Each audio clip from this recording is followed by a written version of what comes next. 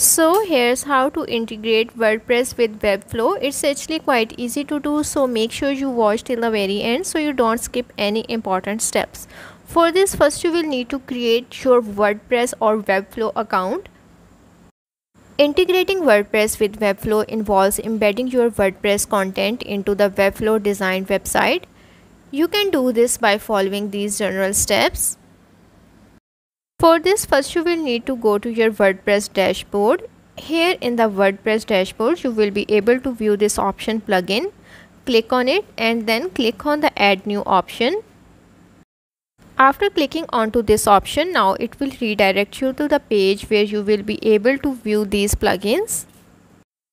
Moving on to the next step, here in the search bar you have to type in Webflow. Then here you have to click on the Webflow pages to install it.